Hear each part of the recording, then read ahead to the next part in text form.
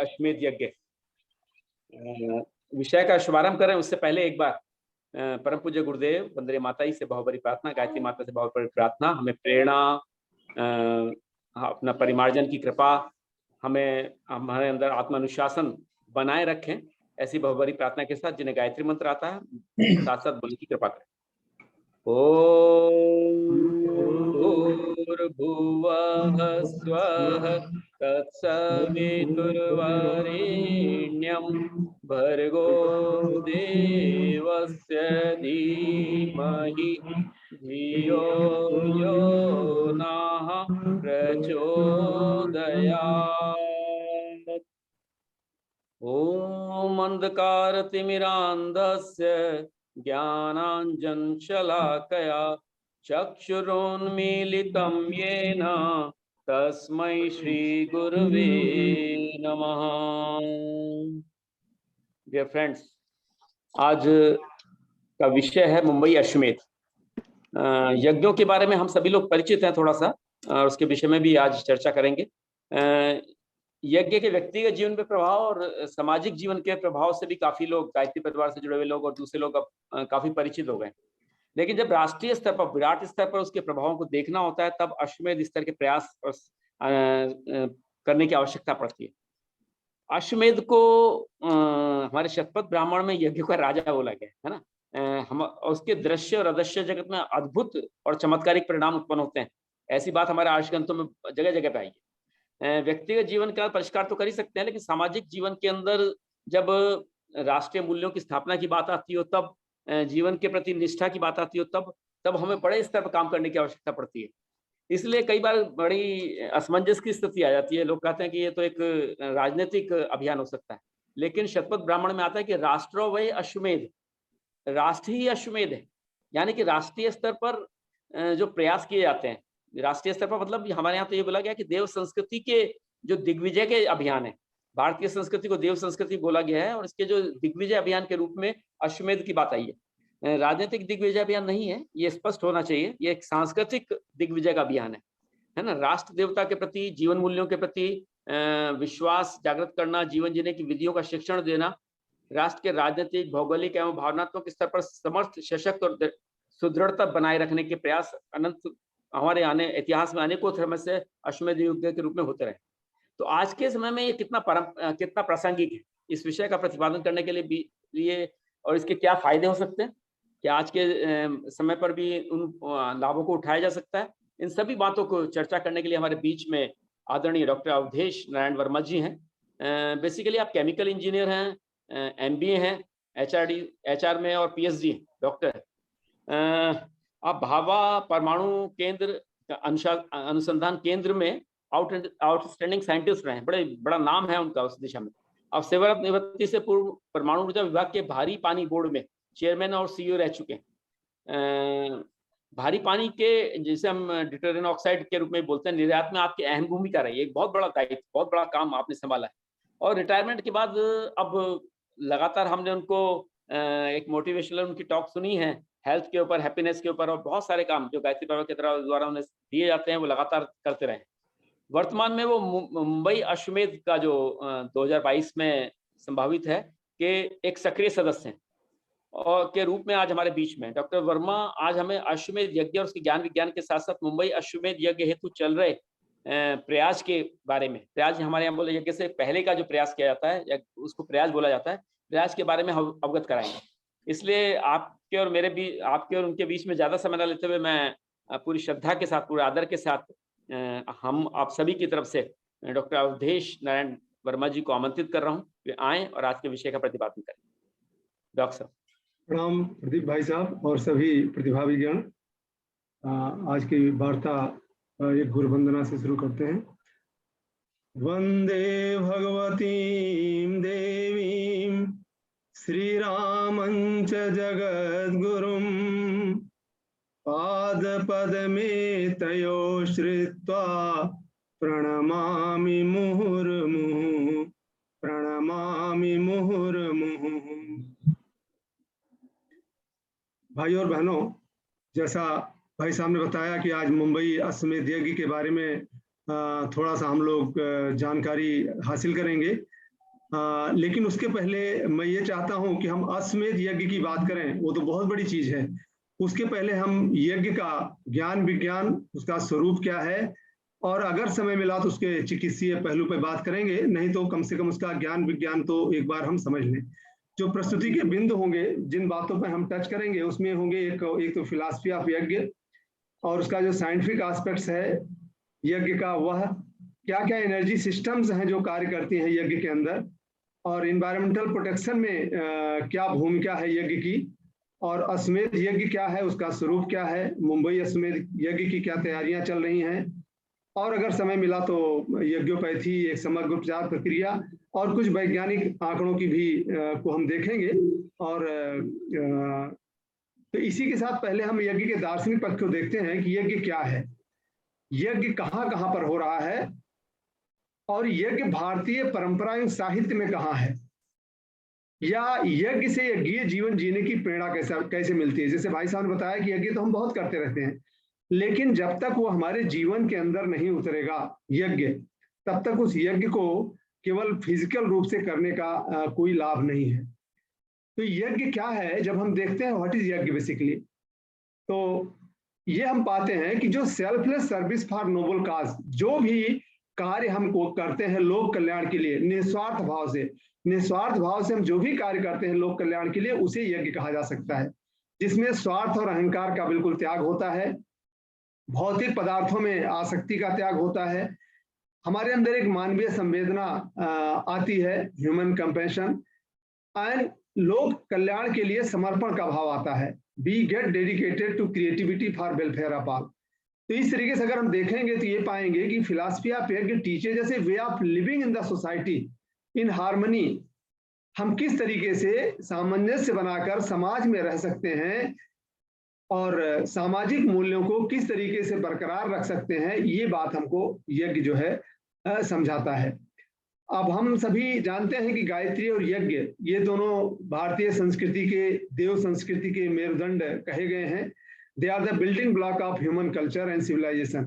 गायत्री हम सभी जानते हैं कि जो है righteous wisdom, knowledge, righteous thinking, that is what is called Gayatri. और यज्ञ जो है दैट मीन्स राइटियस एक्शन, मतलब यज्ञ पिता गायत्री माता। जहां सद्ज्ञान और सद्भाव की अधिष्ठात्री माँ गायत्री हैं, वहीं सत्कर्म जो है वो हम यज्ञ से सीखते हैं।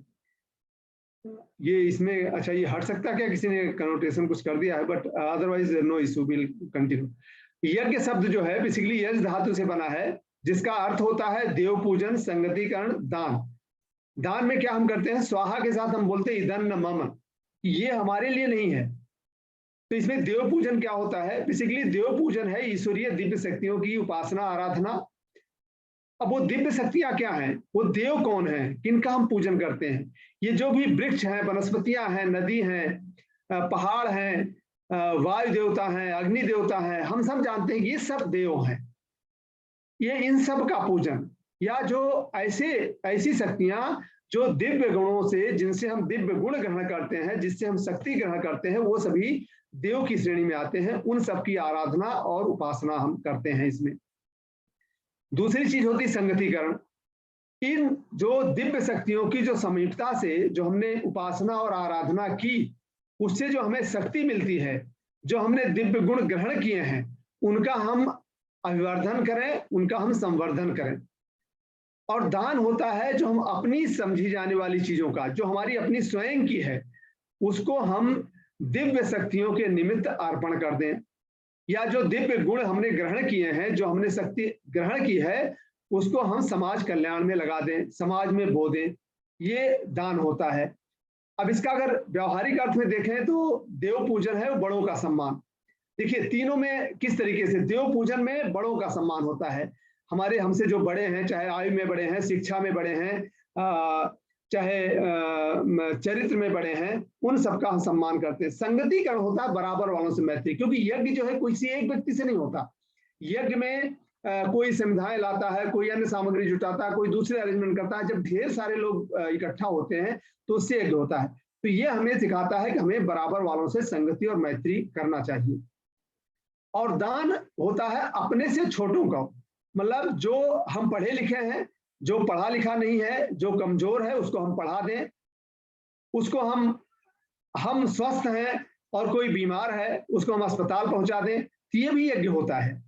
तो इस तरीके से अपने से छोटों को, अपने से कम शक्ति वालों को जो हम दान देते हैं, जो उनकी हम सहायता करते हैं, वो भी यज्ञ की श्रेणी में आता है। तो इस तरीके से हमने देखा कि देव पूजन में बड़ों का सम्मान होता है, संगतिकरण बराबर वालों के साथ होती है, और दान जो है, जो अपने से उपेक्षित हैं, अपने से नीचे हैं, उनको हम जो है करते हैं। यज्ञ सिद्धांत जो हर प्रणाली में होता है, अगर हम देखेंगे तो यहाँ ब्रह्मांड में यज्ञ हो रहा है, प्रकृति और पर्यावरण के चक्र में यज्ञ हो रहा है, मनुष्य और जीव के शरीर में यज्ञ हो रहा है, और समाज में भी एक यज्ञ चल रहा है, तभी ये समाज आज जिंदा है। इसमें भी तमाम ऐसे व्यक्ति हैं जो यज्ञीय भाव से समाज की सेवा कर रहे हैं, तभी ये समाज जो है चल पड़ रहा है। और जहां भी देव पूजन, संगतिकरण, दान, ये तीनों सिद्धांतों का समावेश होता है, वहां ये माना जा सकता है कि वहां यज्ञ हो रहा है।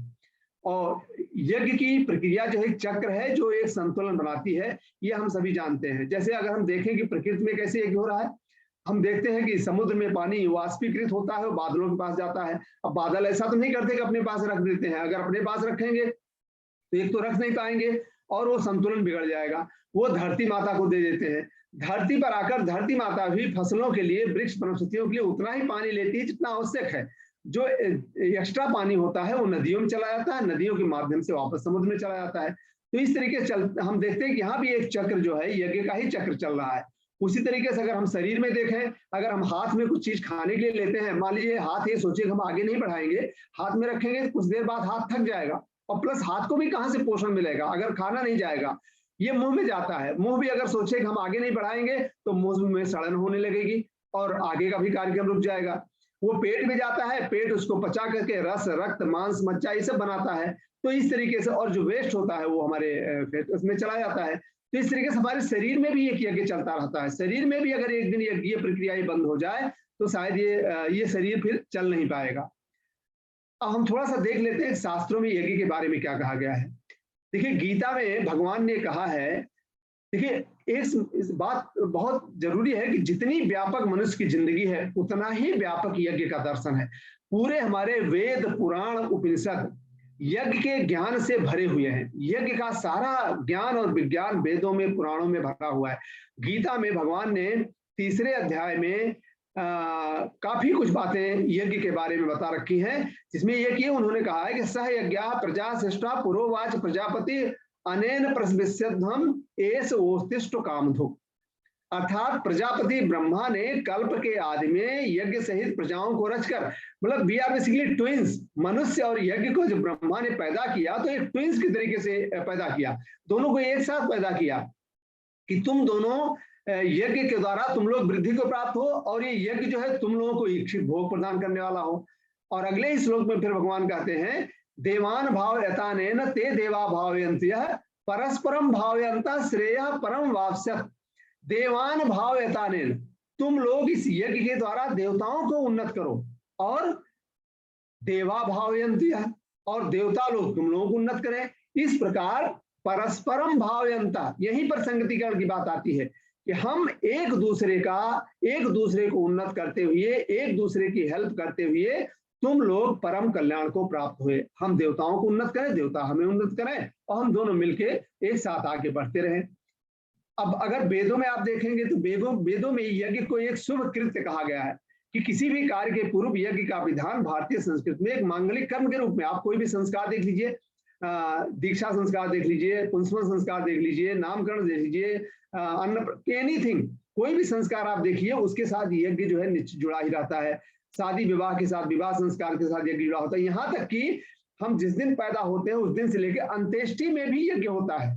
तो ये यज्ञ जो है ये हमारे जीवन के साथ जुड़ा हुआ है। और यजुर्वेद में 16वीं ऋचा में कहा गया है कि यज्ञ देव आपको नमस्कार है, आप स्वयंभू परमेश्वर के पात्र हैं, आप हमारी रक्षा करें, हमें बल, पराक्रम और शक्ति प्रदान करें, दीर्घ आयु, उत्तम अन्न। क्या नहीं मिलता है यज्ञ से? जब हम यज्ञ करते हैं हमें श्रेष्ठ पुत्र, प्रजनन शक्ति, ऐश्वर्य, समृद्धि, ये सबके लिए उसमें आराधना बताई गई है। धन, ऐश्वर्य मिलता है, बल मिलता है, यहाँ तक कि यज्ञ का साधन करने से ऊर्जा का ऊर्ध्वगमन होता है। हमारी जो भी ऊर्जा है वो ऊर्ध्वगामी बनती है, जिससे प्राण और अपान की एकता स्थापित होती है। इसका उल्लेख वेदों में इस प्रकार है कि यज्ञ की अग्नि का प्रकाश प्राण से अपान तक फैलता है, और यह यज्ञीय प्रभाव भौतिक लाभ ही नहीं, आंतरिक स्तर, ऐसा नहीं कि भौतिक लाभ होता है, आंतरिक लाभ भी देता है। आंतरिक स्तर पर प्राण और अपान में एकत्व होने के कारण दिव्य लोक गमन का मार्ग प्रशस्त होने लगता है। तो इस तरीके से हम पाएंगे कि वेदों में यज्ञ की पूरी महिमा का गान है। वेदों में एसओपीज दिए हुए हैं कैसे आपको यज्ञ करना है, और अथर्ववेद में तमाम ऐसे मंत्र दिए गए हैं कि आप यज्ञों के द्वारा तमाम बीमारियों को ठीक कर सकते हैं। अलग अलग बीमारियों के अलग अलग मंत्र हैं। तो इस तरीके से हम देखते हैं कि हमारे पूरे वेद और शास्त्र जो है यज्ञ की महिमा से उससे बिल्कुल भरे हुए हैं। अब हम थोड़ा शार्ट में यज्ञ के वैज्ञानिक पहलू को भी देखेंगे। देखिए, जब हम किसी भी प्रक्रिया की बात करते हैं, किसी भी प्रोसेस की बात करते हैं, तो किसी भी प्रोसेस में there is some input, then there is a process and then there is a output. तो इस यज्ञ में भी समझने के लिए पहले हम समझें कि इसके इनपुट्स क्या हैं, यज्ञ का प्रोसेस क्या है और आउटपुट्स क्या है। तो इनपुट्स हम सभी जानते हैं कि यज्ञ में हमें यज्ञ कुंड चाहिए, हमें समिधा चाहिए, घी चाहिए, हमें अगर कोई विशेष बीमारी के लिए हम कर रहे हैं तो विशेष होम सामग्री चाहिए। उसके अलावा और चाहिए हमें क्या, हमें मंत्र चाहिए, मंत्र जो हम बोलते हैं, और भाव चाहिए, जो यज्ञ कर रहा है उस व्यक्ति के भाव कैसे हैं और यज्ञ कराने वाले के भी भाव कैसे हैं। ये जो सारे इनपुट्स, और हम जानते हैं कि कोई भी प्रक्रिया का उसका आउटपुट अच्छा तभी मिलेगा जब इनपुट्स अच्छे होंगे। तो अगर करने वाले का भाव अच्छा है, कराने वाले का भाव अच्छा है, और जैसा बताया जाता है जिस तरीके की समिधा प्रयोग में लानी है वो हम ला रहे हैं, या गाय का घी हम बोल रहे हैं तो गाय का घी प्रयोग, तो इनपुट्स की जो भी होगा उसी पर आउटपुट भी डिपेंड करेगा। आउटपुट क्या है, मंत्र हम बोलते हैं वो तो इनपुट हो गया, लेकिन जो मंत्र ध्वनि है वो आउटपुट है, मंत्र ध्वनि होती है। और क्या होता है, हम देखते हैं कि यज्ञाग्नि प्रज्वलित होती है। यज्ञाग्नि की महिमा हमारे शास्त्रों में बहुत कही गई है। यज्ञाग्नि को गुरुदेव ने ईश्वर का स्वरूप बताया है। तो यज्ञाग्नि होती है, और मंत्र और यज्ञाग्नि मिलकर ये जो बनते हैं, they like a modulation technique, मतलब ये मंत्र की शक्ति जो है it gets embedded on the this यज्ञाग्नि, और मॉड्यूलेट होके जहां भी हमारा जो भी लक्ष्य होता है वहां पर हमारी मंत्र की शक्ति पहुंच जाती है। क्योंकि हम जानते हैं कि speed of sound and speed of light में almost there is difference of 10⁻⁶, मतलब स्पीड, लाइट की स्पीड जो है 10⁻⁶ times more than the speed of sound. तो इसलिए जो है मंत्र के साथ जब यज्ञाग्नि पर मंत्र जो है इम्बेड हो जाता है, तो जैसे हमारा फ्रीक्वेंसी मॉड्यूलेशन होता उसी तरीके से ये जहां भी हमारा उद्देश्य है, हमारा जो लक्ष्य है, वहां तक जो है ब्रह्मांड तक ये जो है हमारा मंत्र और हमारे भाव पहुंच जाते हैं। अब उसमें हमने एक देखा यज्ञ कुंड, एक इनपुट यज्ञ कुंड है। अब जैसे हमने बोला कि इनपुट जितना अच्छा होगा उतना ही आउटपुट अच्छा होगा।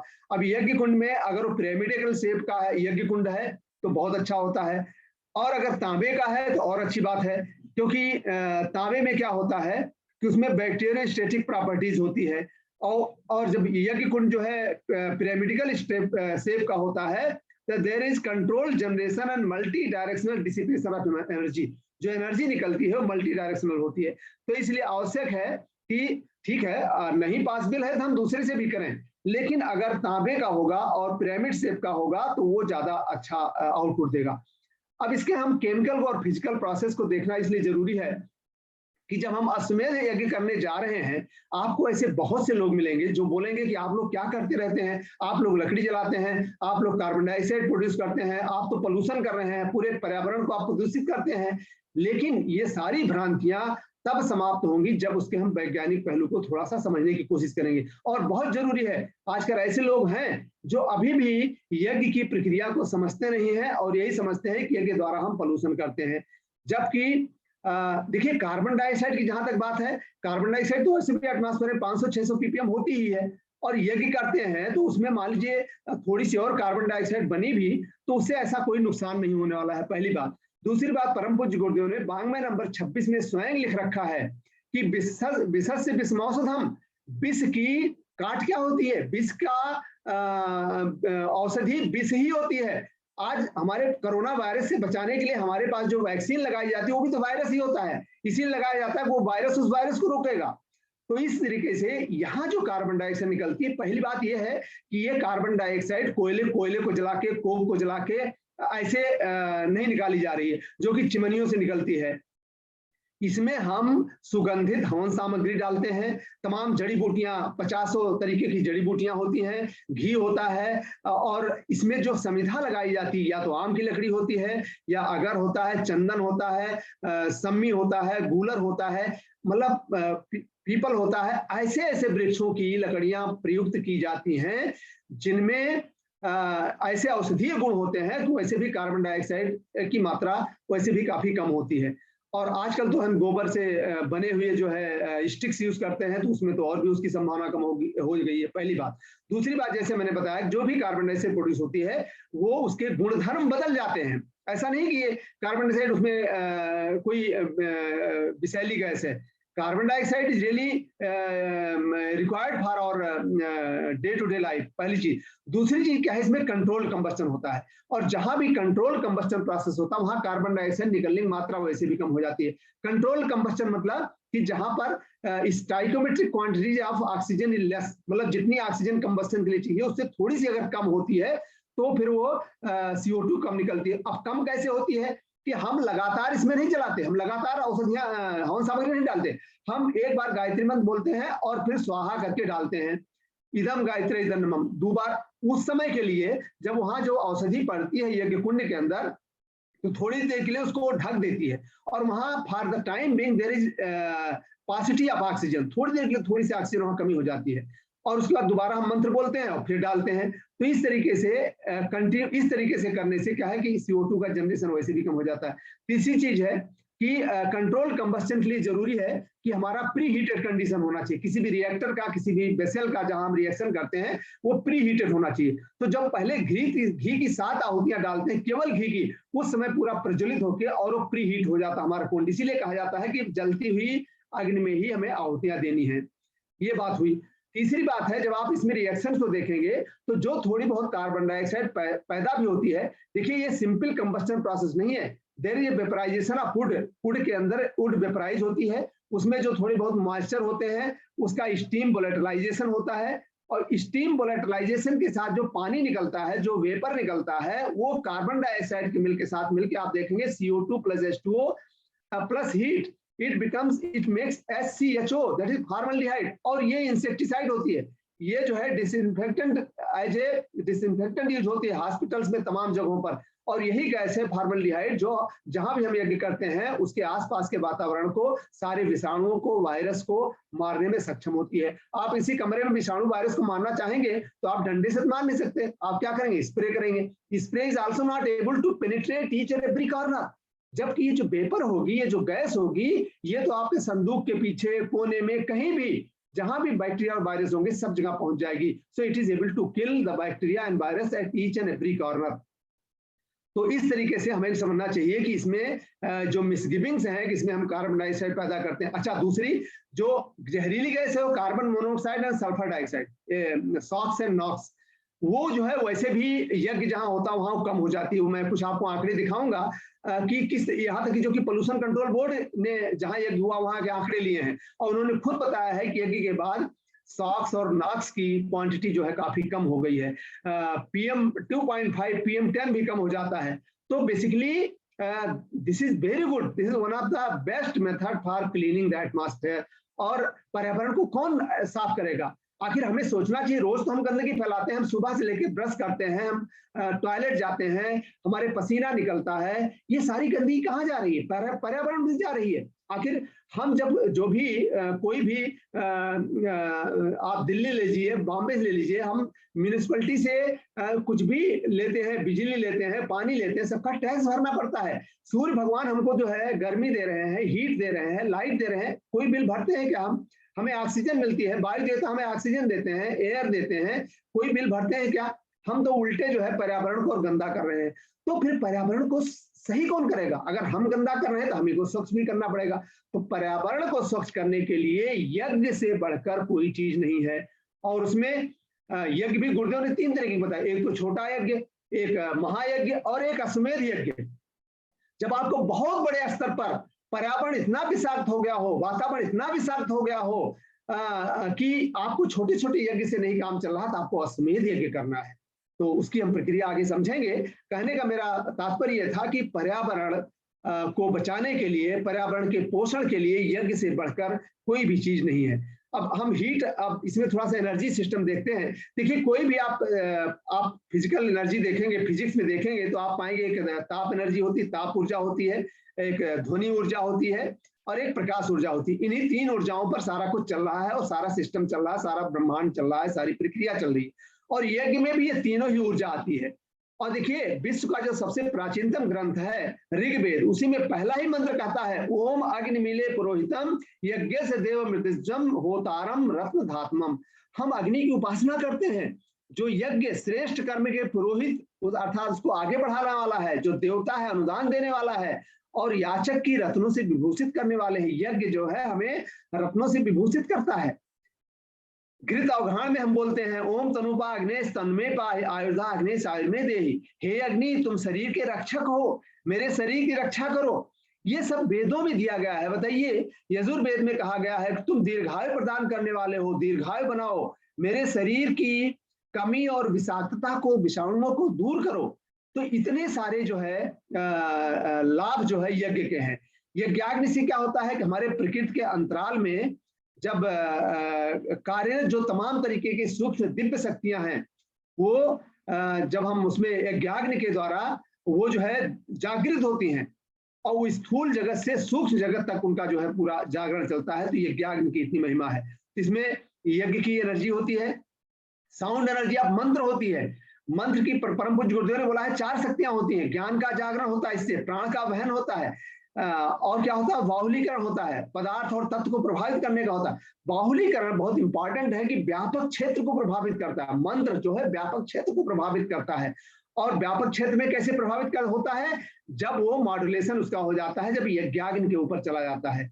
मंत्र यज्ञ में वही काम करता है जो आप एक निडिल करती है। परम पूज्य गुरुदेव ने लिखा है कि अगर आपको नहीं समझ में आता तो आप ये समझ लीजिए, जो आपका यज्ञ कुंड है वो एक सिरिंज है, जो उसके अंदर आप यज्ञ सामग्री जो डाल रहे हैं, जो आप घी डाल रहे हैं, वो सारी दवा है, वो जो इंजेक्शन आप है। लेकिन वो शरीर में कैसे पहुंचेगा? वायरस जब हम हमारे लग रहा है तो कैसे पहुंचेगा? वो निडिल के द्वारा पहुंचेगा। जो निडिल हम अटैच करते हैं, सो वो निडिल जो है, वो मंत्र जो है वो निडिल का काम करता है, बिना मंत्र के। इसीलिए जब भी हम मंत्र जप भी करते हैं तो गुरुदेव बोलते हैं उसका शतांश हमको यज्ञ करना चाहिए।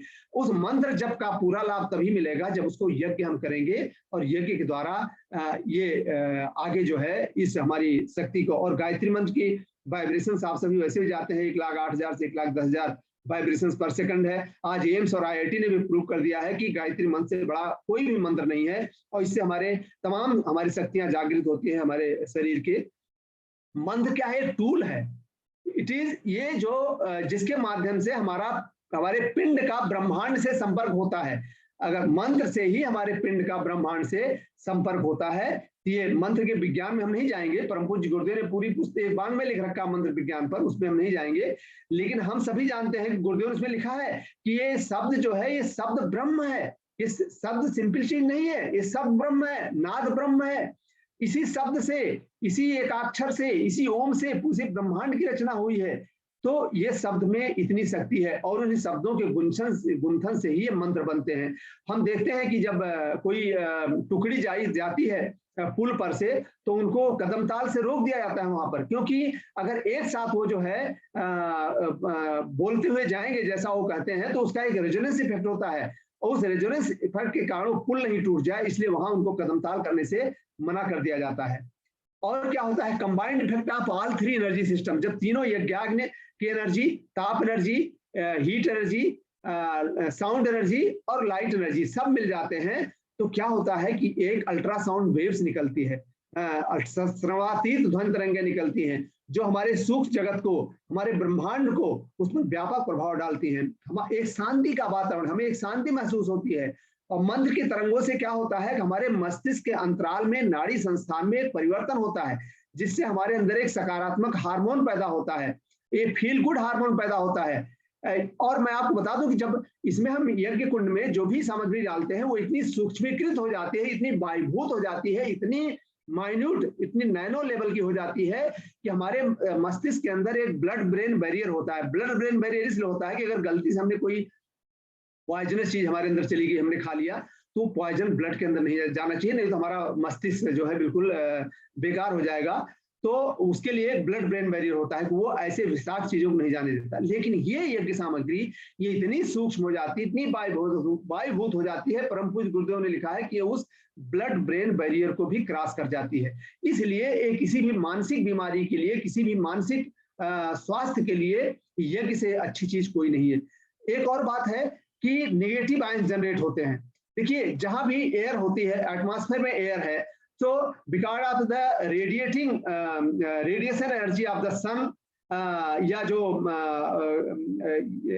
ये होते हैं हमारे जो लाइटिंग इफेक्ट होता है, इन सब के कारण ऐसी चीजों से एयर जो है वो आयनाइज हो जाती है। आयनाइज होने से क्या होता है कि उसके either it can lose the electron और it can gain the electron. तो दोनों ही केस में क्या होता है, एक तो ये निगेटिव आयन जनरेट करती है, एक पॉजिटिव आयन जनरेट होता है। तो एटमॉस्फेयर में भी निगेटिव आयन और पॉजिटिव आयन होते हैं, लेकिन बहुत कम होते हैं। लेकिन कुछ जगह ऐसी होती है जहां पर इस तरीके की प्रक्रिया होती है, जैसे आप बीच के पास चले जाइए, जहां या आप वाटरफॉल जाइए, जहां पानी बहुत गिरता है, बहुत तेजी से पानी गिरता है, वहां निगेटिव आयन जनरेट होते हैं। या जहां बहुत तेज कंटिन्यूअस एयर फ्लो रहता है, वायु चलती है, जैसे बीच में जाइए, पहाड़ों पे जाइए, वहां निगेटिव आयन जनरेट होते हैं। इसीलिए जब हम पहाड़ों पर जाते हैं, बीच पर जाते हैं, हम झरने के पास जाते हैं, तो हमें अच्छा लगता है।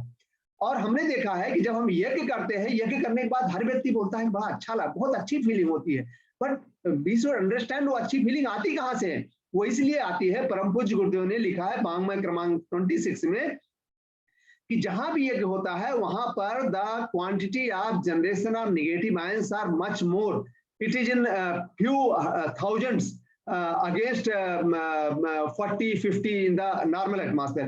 तो निगेटिव आयन जनरेशन के कारण जो है हमें फील गुड होता है, they are the feel good hormone, इसलिए हमको अच्छा लगता है। और ये निगेटिव आयन ये अभी भी आजकल भी जो हम लोग यज्ञ करते हैं उसमें मेजर किए गए हैं। We have found that the quantity of negative ion is quite high when there is yagya. तो एक ये होता है। अब यज्ञ देखिए पर्यावरण संरक्षण में क्या भूमिका, जैसे मैंने बात किया कि देखिए प्रकृति का अगर पोषण हम करते हैं तो एक यज्ञ है।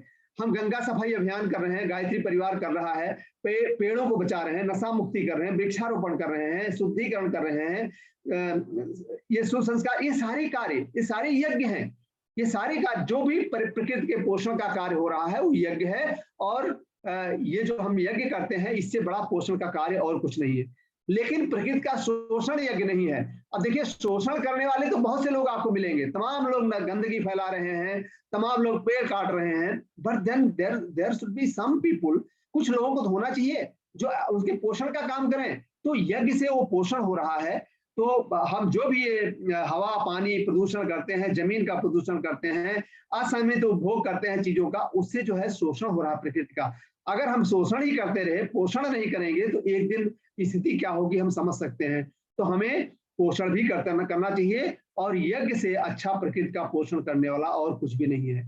देखिए, औषधि और घी जो होते हैं, इससे जैसा मैंने बताया, अभी मैं दिखाऊंगा कि किस तरीके से कार्बन मोनोऑक्साइड, कार्बन डाइऑक्साइड और नॉक्स और साक्स से सारे कम होते हैं, पर्टिकुलेट मैटर कम हो जाते हैं, जो हानिकारक रोगाणु हैं वो भी नष्ट होकर जो है वायु को लाभकारी और स्वास्थ्यवर्धक बना देते हैं। घर के वातावरण में आप पाएंगे कि देखिए सीपीसीबी ने खुद जो है प्रयोग किए हैं, उन्होंने नमूने लिए हैं ग्रेविटी सेटल मेथड से करके, और उन्होंने पाया है कि जहां पर यज्ञ हो रहा था वहां प्रत्येक प्रयोग में उन्होंने पाया, एक तो प्रयोग एक दिन पहले किया, फिर बैकग्राउंड का लेवल लिया, फिर मतलब जहां ये हो रहा था यज्ञ उसके एक दिन बाद का नमूना लिया, यज्ञ के बाद प्रभाव देखने के लिए 3 दिन बाद का भी नमूना लिया, और इन्होंने ये पाया कि रोगाणुओं में हवन वाले दिन जो है 60 से 70% की कमी आई, और चौथे दिन ये कमी बढ़कर 80 से 100% हो गई। इसका मतलब ऐसा नहीं किया कि करते उसका प्रभाव कम हो जाता है, यज्ञ के बाद भी उसका प्रभाव, और अगर आप अश्वमेध जैसा यज्ञ कर रहे हैं तब तो क्या सालों साल उसका प्रभाव जो है उस वातावरण में बना रहेगा।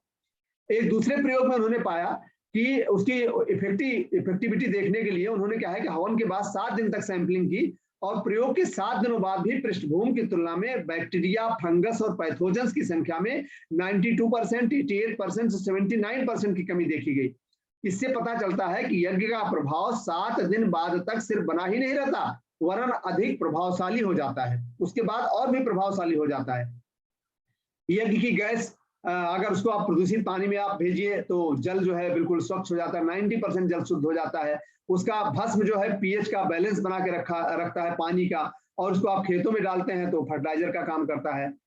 तो ये इस तरीके से हमने पाया कि यज्ञ का पर्यावरण के संरक्षण में, हमारे स्वयं की बीमारी के लिए, हमारे पोषण के लिए, हमारी इम्यूनिटी बढ़ाने के लिए, ये सारा कुछ जो है प्रयोग किया जा चुका है। कुछ आंकड़े मैं आपको दिखाऊंगा जिसके माध्यम से हम समझ सकेंगे कि वास्तव में यज्ञ हमारे शरीर के लिए, पर्यावरण के लिए, प्रकृति के लिए कितना आवश्यक है। और इसीलिए हमारे ऋषि मुनि यज्ञ किया करते थे, दैनिक यज्ञ करते थे और वो स्वस्थ रहते थे।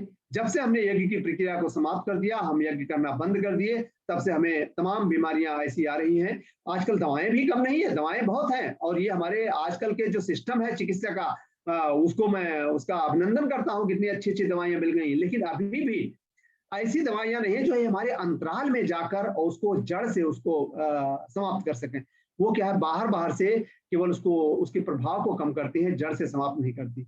अब हम थोड़ा सा अश्वमेध यज्ञ के बारे में आएंगे कि अश्वमेध यज्ञ, जैसा हमारे प्रदीप भाई साहब भी बता रहे थे कि बेसिकली अश्व की अवधारणा ही, एक तो क्या है, अश्वमेध यज्ञ जो है, जैसा भाई साहब ने बताया कि यज्ञों का राजा है, this king of all the यज्ञ, अश्वमेध यज्ञ।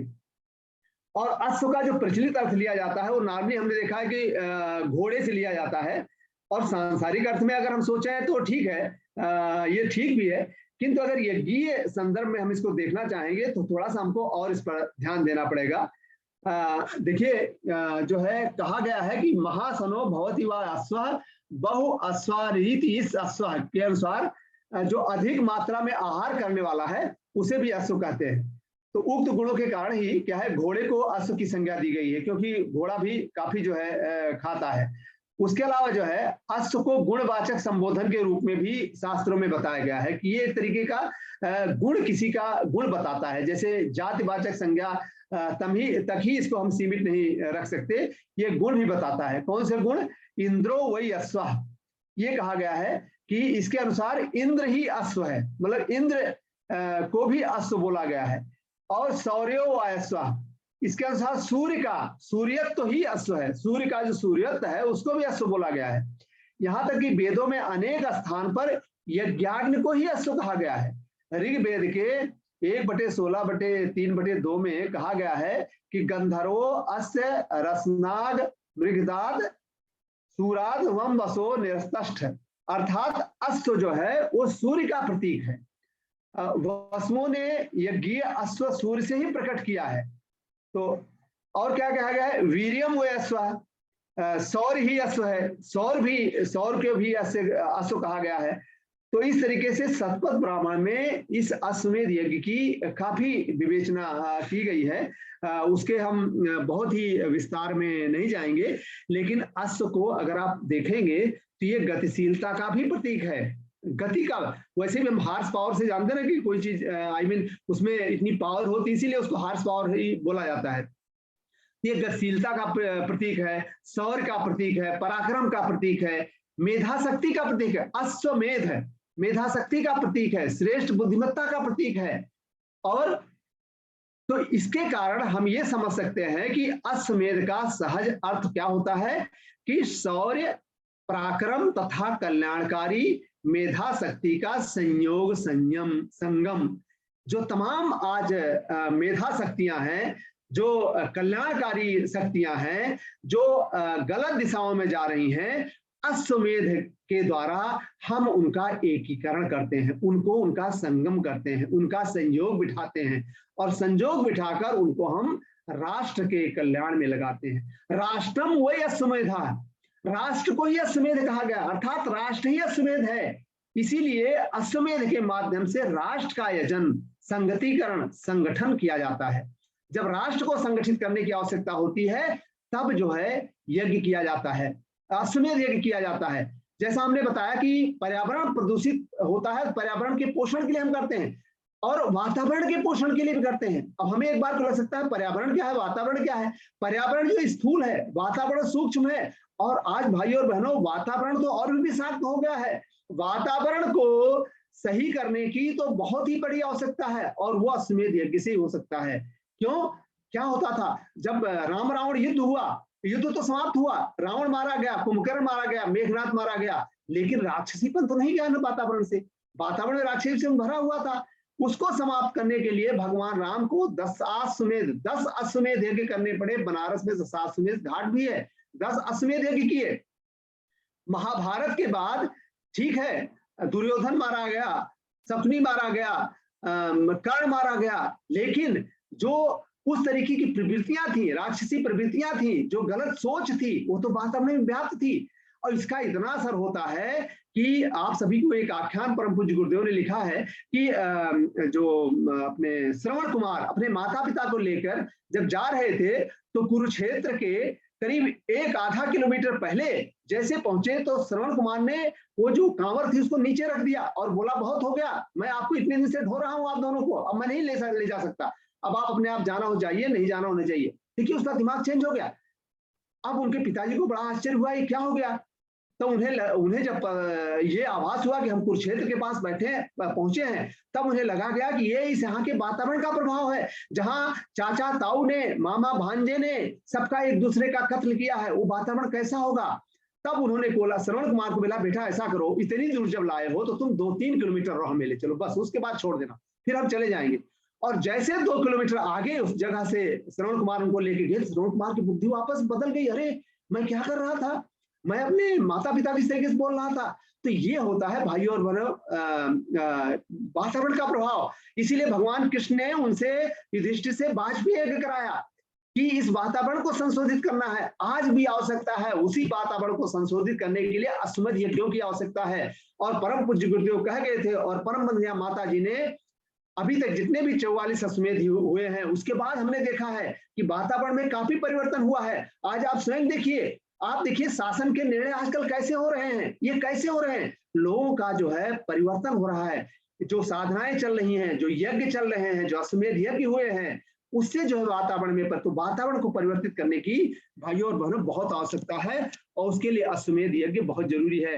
अश्वमेध yagya is spiritual experiment which is organised to spread and reestablish the divine knowledge of Indian culture. भारतीय संस्कृति को वापस, which is destined to become the culture of the world again। मैं इसलिए बोल रहा हूं कि भारत कभी सोने की चिड़िया था, भारत जो है ये विश्व का सिरमौर था, लेकिन आज हमने अपनी यज्ञीय संस्कृति को छोड़ दिया, इसलिए स्थिति हो रही है। तो ये अश्वमेध इसीलिए करने की आवश्यकता है कि पुनः भारत विश्व का सिरमौर बन सके।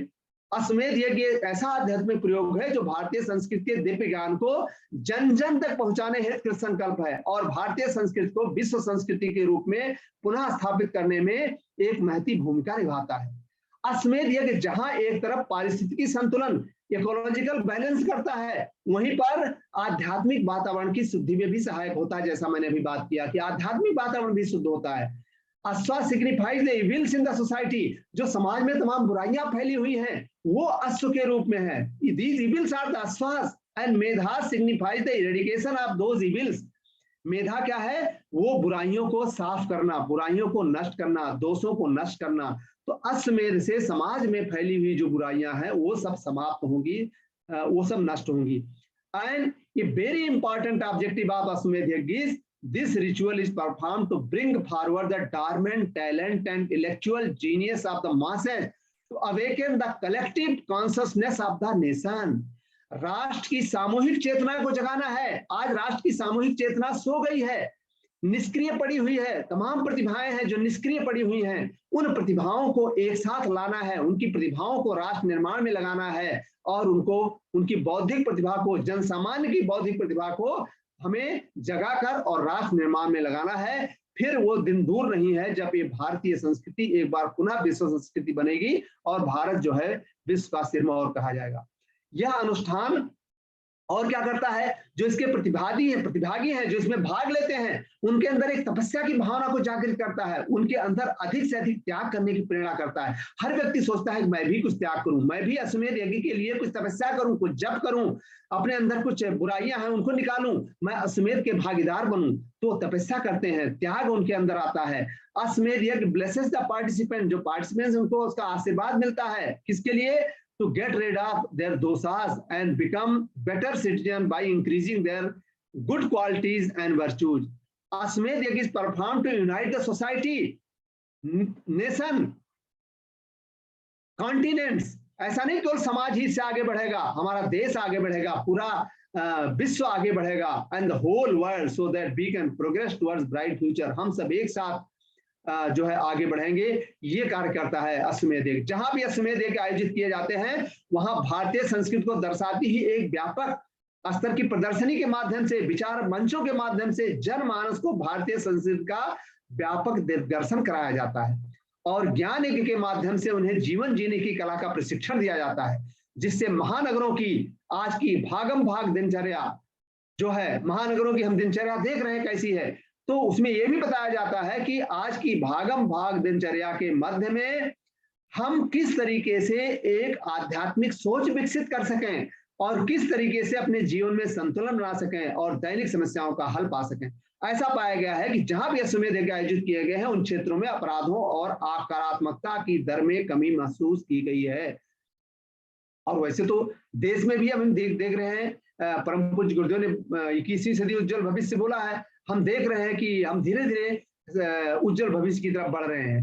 तो ये तो हमारा इसका आध्यात्मिक पहलू हुआ। जहां भी अश्वमेध यज्ञ संपन्न हुए हैं, उस क्षेत्र में जैसा मैंने आपको बताया, पर्यावरण में व्याप्त निशाचकता जैसे नॉक्स, सॉक्स, CO जैसी विषैली गैसें काफी कम हुई हैं, और आसपास की वाटर बॉडीज में भी कॉलोनी या बैक्टीरिया भी कम हुए हैं, और जिसका साक्ष्य उत्तर प्रदेश प्रदूषण नियंत्रण मंडल, Uttar Pradesh pollution control board ने खुद गोरखपुर अश्वमेध यज्ञ के दौरान प्रस्तुत किया था। अगर समय मिलेगा तो मैं आपको उसके कुछ आंकड़े आपको दिखाऊंगा।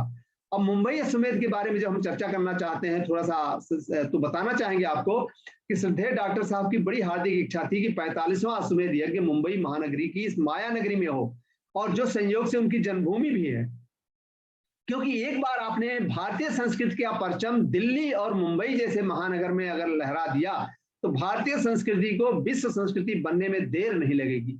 दिल्ली में तो आप सभी दिल्ली वासियों ने कर भी दिया है, नोएडा में, और लेकिन हमें अभी मुंबई में काफी कुछ कार्य करना बाकी है, और हम उसी के लिए प्रयासरत हैं, और उसमें भी आप सभी का निश्चित रूप से मुझे मालूम है कि सहयोग मिलेगा।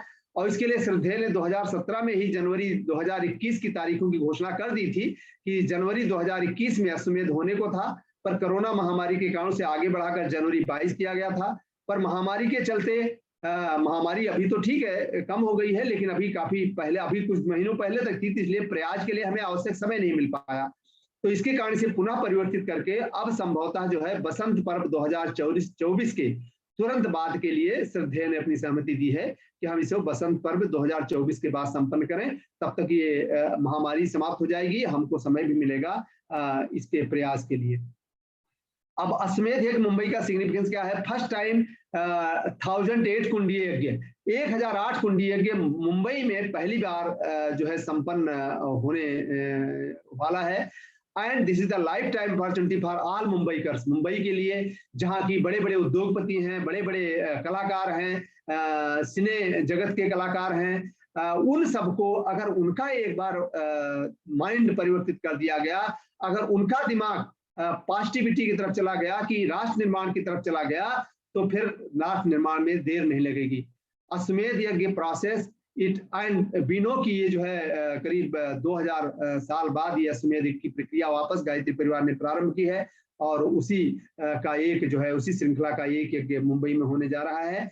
And we all know that it creates the environment of awareness towards the responsibility of individuals, लोगों की, सोसाइटी के प्रति, राष्ट्र के प्रति जिम्मेदारियों का बोध कराया जाता है इस अश्वमेध यज्ञ के माध्यम से। अब मुंबई अश्वमेध यज्ञ के जो फीचर्स हैं उसको मैं बहुत संक्षेप में कहना चाहूंगा कि जिसका प्रारंभ होगा कलश यात्रा से, जो नॉर्मली सब जगह होता है, और दूसरे दिन जो है देव पूजन होता है, अग्निकुंड की पूजा होती है, और 4 दिन तक कंटिन्यूस 1000 रास कुंडों में जो है यज्ञ किया जाएगा। संस्कार शाला में तमाम संस्कार संपन्न किए जाएंगे, और एक बहुत ही ग्रैंड एक्सिबिशन होगा जिसमें इंडियन कल्चर्स को और परम पूज्य गुरुदेव पंडित श्री राम शर्मा आचार्य की लिखी हुई 3200 पुस्तकों का, जो इंग्लिश में, हिंदी में और तमाम लोकल लैंग्वेजेस में जिनका आजकल सभी का ट्रांसलेशन चल रहा है, उसको डिपिक्ट किया जाएगा, दिखाया जाएगा। यहाँ तक कि ऑडियो बुक्स, तमाम सभी पुस्तकों की ऑडियो बुक्स बन रही हैं, वो सारी की सारी जो है पुस्तकों का वहां पर प्रदर्शनी होगी। कल्चरल एक्टिविटीज ऑर्गेनाइज की जाएगी, फ्री हेल्थ चेकअप कैंप लगेगा, फ्री डेंटल चेकअप कैंप लगेगा, ब्लड डोनेशन कैंप लगेगा, ऑर्गन डोनेशन कैंप लगाने की योजना है, डी एडिक्शन कैंप लगाए जाएंगे। और 2 बहुत ही स्पेशल फीचर जो आपको मैं बताना चाहूंगा, we are going to use the pure cow ghee, जो कि सेंधवा से पंडित मेवालाल जी पाटीदार द्वारा जो है ये दिया जाने के लिए संकल्प हुआ है।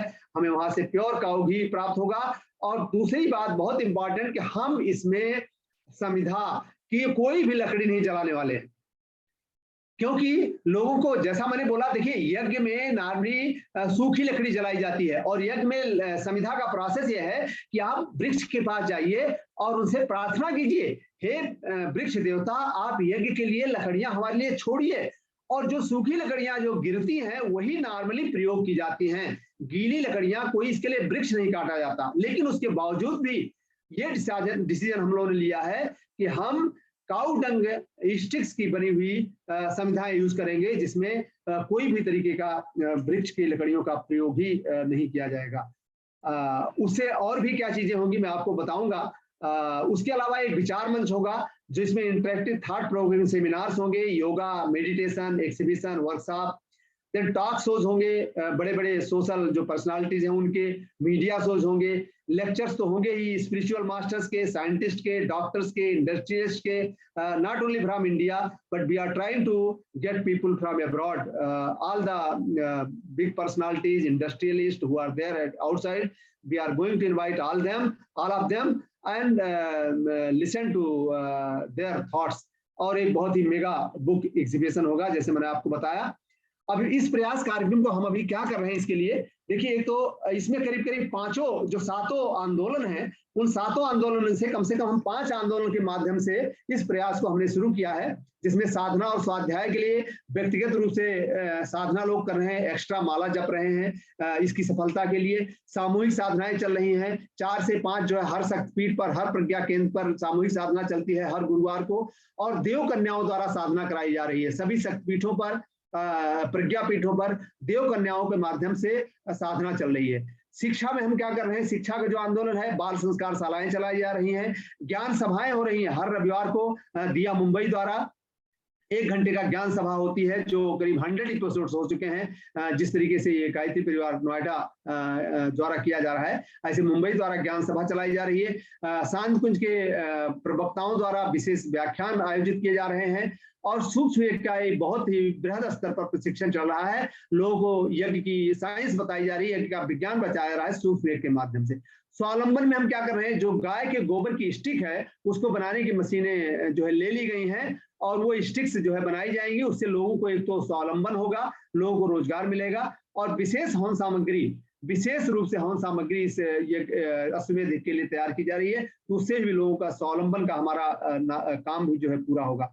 पर्यावरण संरक्षण के लिए एक बहुत बड़ा काम हुआ है कि एक अश्वमेध उपवन यहाँ पर तैयार किया गया है, पिछले 3 साल पहले शुरू किया गया था, जो टिटवाला में, जिसमें 1 लाख वृक्ष लगाने का संकल्प लिया गया था, और उसमें करीब 80,000 वृक्ष लग चुके हैं। उसमें बाउंड्री हो चुकी है, वहाँ बोरवेल लग चुका है, वहाँ लोग वहां पर हैं, और ऑलरेडी वो जो बंजर भूमि जो हमें महाराष्ट्र सरकार ने 30 एकड़ की बंजर भूमि दी थी, उसे हमें 7 साल के अंदर पूरा फॉरेस्ट बना कर देना था, और आज वहां बिल्कुल हरा भरा नजर आ रहा है। तो 80,000 पेड़ वहां लग चुके हैं, और 20,000 पेड़ इस मानसून में और लगा के, और वो जो है उस जंगल को 7 साल तक पोषित किया जाएगा। उसके लिए हमारे ढेर सारे परिजनों ने अपने विशेष दिनों पर, एनिवर्सरी पर और जन्मदिन पर 1100 रुपए दिए हैं। उस 1100 रुपए माध्यम से उसको चलाया जा रहा है। कुछ और भी सहयोग मिले हैं, तो इस तरीके से एक अश्वमेध उपवन तैयार हो रहा है, जो अश्वमेध यज्ञ के पहले ही तैयार हो जाएगा।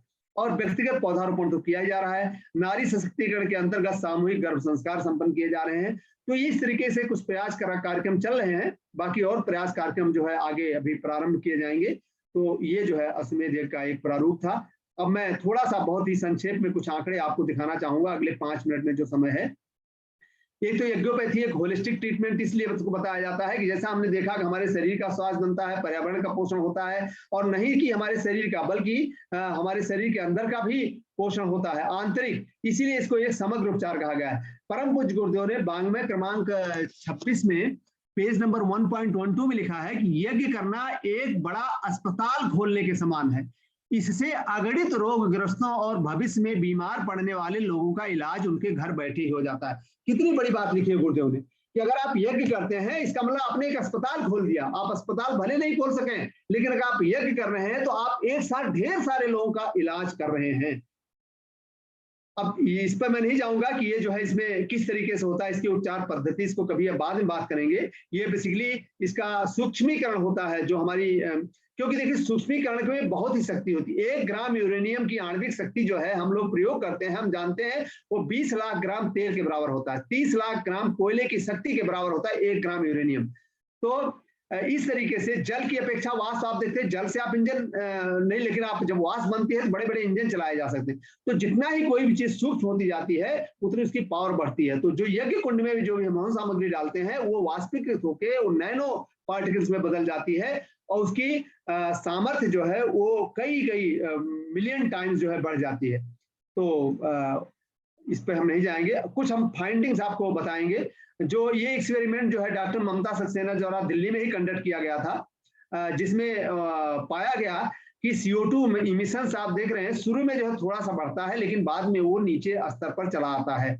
उसी तरीके से कार्बन मोनोऑक्साइड और साक्स और नॉक्स, ये जो नीचे के 2 ग्राफ हैं, वो सल्फर डाइऑक्साइड और वो जो है शुरू में जरूर थोड़ा सा यज्ञ के समय एक बार को बढ़ते हैं, लेकिन बाद में काफी लो लेवल पर आ जाते हैं और फिर वो बने रहते हैं, वो हफ्तों तक बने रहते हैं। आप इसे PM 2.5 और PM 10 देखेंगे। PM 2.5 का जो स्तर 348 था, वो जिस दिन यज्ञ हो रहा था वो 365 पे आ गया। थोड़ा सा शुरू में वही बढ़ा है, लेकिन बाद में एक दिन बाद वो 89 हो गया, 2 दिन बाद 100 हो गया, और ये कई दिनों तक बना रहा। PM 10 भी 554 से 450 आया यज्ञ के दिन, बाद में दूसरे दिन जो है 207 हो गया, और तीसरे दिन 214 हो गया, और बाद में भी ये कम बना रहा। तो इस तरीके से हम पाएंगे कि पाते हैं कि पर्टिकुलर मैटर्स जो है ये भी कम होते हैं। तो दिल्ली में या मुंबई में जो भी प्रदूषण है, इसको समाप्त करने का, कम करने का अश्वमेध यज्ञ एक बहुत बड़ा माध्यम है। मैंने आपको केस स्टडी बताई गोरखपुर का, ये किसी और ने नहीं, ये यूपी पोल्यूशन कंट्रोल बोर्ड का डेटा है, जो अश्वमेध यज्ञ गोरखपुर में जब हुआ था उस समय उन्होंने लिया था, और उन्होंने स्वयं बताया है कि यज्ञ के पहले सल्फर डाइऑक्साइड 3.36 थी और यज्ञ के समय 2.82 हो गई, दैट इज मिलीग्राम पर एवरेज सैंपल, और यज्ञ के बाद भी वो 0.8 तक बनी रही। 0.8 तक देखिए कितना नीचे हो गया। नॉक्स जो है 1.36 1.16 से 1.14 हो गई, और फाइनली 1.02 हो गई।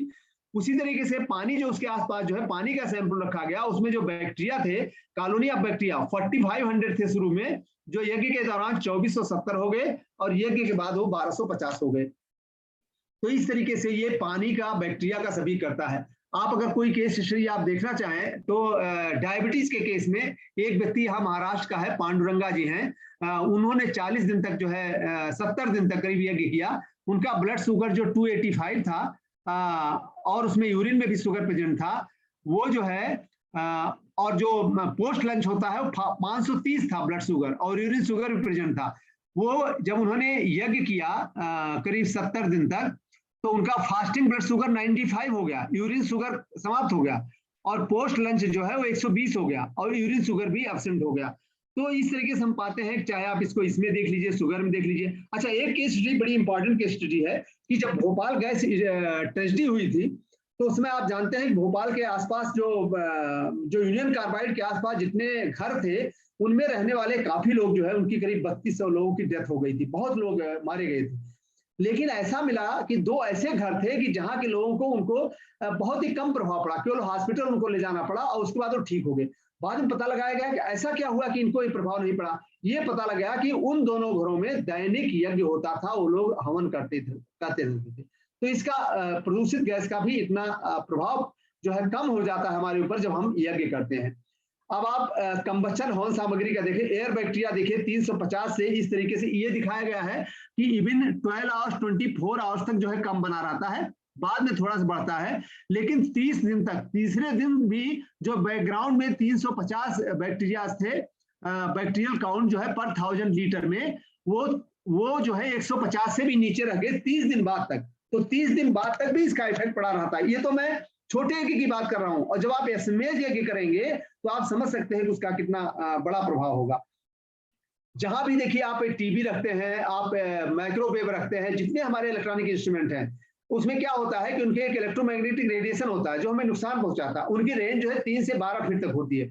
और जिन घरों में यज्ञ होता है, ये मेजर किया गया विकासपुरी में और दिल्ली में 1-2 जगह और मेजर किया गया कि वो इलेक्ट्रोमैग्नेटिक रेडिएशन वो मात्र 5 इंच दूरी तक ही समाप्त हो जाता है, उसके आगे नहीं रहता। तो इलेक्ट्रोमैग्नेटिक रेडिएशन को भी ये समाप्त करता है यज्ञ। तो ये उससे कुछ डेटा है जो हवन के पहले और हवन के बाद ही विकासपुरी के हैं, इसमें मैं नहीं जाऊंगा। तो मैं अब लास्ट में ये बताना चाहता हूं कि यज्ञ थेरेपी जो है ये मध्यकाल में केवल समाप्त हो गई, इसके पहले चलती थी और उसको परम पूज्य गुरुदेव ने फिर जीवित किया। ब्रह्म वर्चस्व संस्थान में उन्होंने एक्सपेरिमेंट किए 1969 से लेके, और आज उसे देव संस्कृति विश्वविद्यालय वापस इसको आगे बढ़ा रहा है। उस प्रक्रिया को इंटर डिसिप्लिन जर्नल फॉर यज्ञ में ये सारे रिसर्च आप पढ़ सकते हैं, जितनी भी रिसर्च हुई है सारी उसमें जो है प्रकाशित हुई है। यज्ञ चिकित्सा का पुनर्जीवन, यज्ञोपैथी का पुनर्जीवन जो है देव संस्कृति विश्वविद्यालय ने, ब्रह्म वर्चस्व संस्थान ने किया और उसको आगे बढ़ाया जा रहा है। जहां पर 30 से ज्यादा हर्बल फार्मुलेशन बने हुए हैं, हर्बल मिक्सचर्स बने हुए हैं, 7 हवन सामग्री जिसमें कैंसर की और कई चीजों की तो ऑलरेडी अवेलेबल है AWGP स्टोर पर। बाकी जो है अगर आपको चाहिए किसी विशेष बीमारी के लिए तो आप शांतकुंज में जो है डॉक्टर वंदना श्रीवास्तव को बात करके और वहां से आप मंगा सकते हैं। तो ये जो कुछ मैंने आपको बताया ये मेरा अपना कोई ज्ञान नहीं है, ये सब परम पूज्य गुरुदेव ने यज्ञ का ज्ञान विज्ञान क्रमांक 25 में 26 में लिख रखा है, अखंड ज्योत 1955 में लिख रखा है, अप्लाइड साइंस ऑफ यज्ञ फॉर हेल्थ एंड एनवायरनमेंट में डॉक्टर प्रणव पंड्या ने लिखा है, इंटरडिसिप्लिनरी जर्नल फॉर यज्ञ पब्लिश बाय याज्ञवल्क्य यज्ञ रिसर्च सेंटर में दिए गए हैं डेटा। इंटीग्रेटेड साइंस ऑफ यज्ञ जो डॉक्टर रजनी जोशी IIT की प्रोफेसर हैं उन्होंने कंपाइल किए हैं।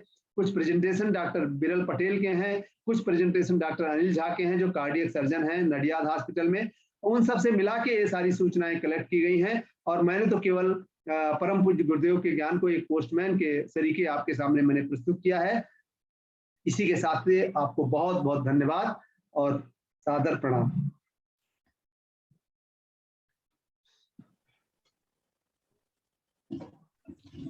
जी बहुत सुंदर डॉक्टर वर्मा, आपका उद्बोधन बहुत प्रेरणादायी था और बहुत ज्ञानवर्धक था और उसको लगता है सुनकर के लग रहा था कि हमें डेली यज्ञ करना चाहिए और किसी कारण से हम चूक रहे हैं तो इस फायदे को, इस लाभ को सबको लाभान्वित होना चाहिए। तो मैं doctor Shandilya vote of thanks के लिए डॉक्टर शांडिल्य जी जी जी इतना ज्यादा कॉम्प्रिहेंसिव जो था वो था उद्बोधन, मतलब बहुत सारे डाउट्स थे हम लोग के मन में भी कि भाई अश्वमेध यज्ञ क्या है, कि अश्व जो किस चीज को सूचित करता है, जिसको आपने इतने अच्छे तरीके से बताया और मुंबई में जो इतना बेहतरीन आप लोग आयोजन कर रहे हैं और इसके पीछे जो प्रयास है और इसके पीछे जो भावनाएं और धारणाएं हैं वो वाकई अद्भुत है। और ये सब हम लोग जानकर सब लोग जरूर लाभान्वित हुए होंगे और सबसे बड़ी बात ना कि वो उसके प्रति जुड़ने की और भी इच्छा जुड़ेगी और हम लोग भी यज्ञ, दरअसल हम लोग ने यज्ञोपैथी का 1-2 बार और भी सुना था, डॉक्टर ममता सक्सेना से भी और डॉक्टर रजनी जोशी का भी लेक्चर एक बार हुआ था, तो उसको और भी आपने इस तरह से जो आगे बढ़ाया, हम लोग सच में बहुत ज्यादा लाभान्वित हुए हैं और उम्मीद करते हैं कि और भी लोग इससे जुड़ेंगे और जो है सो इसके प्रति जुड़ने में वो रहेंगे। तो इसके साथ ही हम जो है आपका हृदय से धन्यवाद देते हैं और सभी श्रोताओं का भी जो इसमें जुड़े और इनके उद्बोधन को सुना, आख्यान को सुना। आइए अगर किन्हीं के पास कोई प्रश्न हो, प्रश्न तो क्या होगा, इन्होंने सब बातें बता ही दी हैं, फिर भी अगर कोई विचार हो, कुछ रखना हो तो वो आप रख सकते हैं। जी, आप सब लोग को अनम्यूट करने की परमिशन है। जी प्रणाम करती हूँ गुरुदेव को, सभी आयोजनकर्ताओं को। बहुत ही अच्छा उद्बोधन था, बहुत अच्छा बताया यज्ञ के बारे में। अश्वमेध यज्ञ जो मतलब एक बहुत लार्ज स्केल पे करते हैं, तो उसके बारे में बताया। घरों में तो हम इतना मेरे ख्याल लार्ज स्केल पे नहीं कर सकते, थोड़ा सा करते हैं, उससे भी अवश्य फायदा होता ही है। मेरा एक वो था कि आपने सारे इश्यूज बताए जो अश्वमेध यज्ञ में बम्बई में करने वाले हैं, बहुत अच्छे इश्यूज बताए। मुंबई में हो सकता है कभी जयपुर में भी हुआ हो और मुझको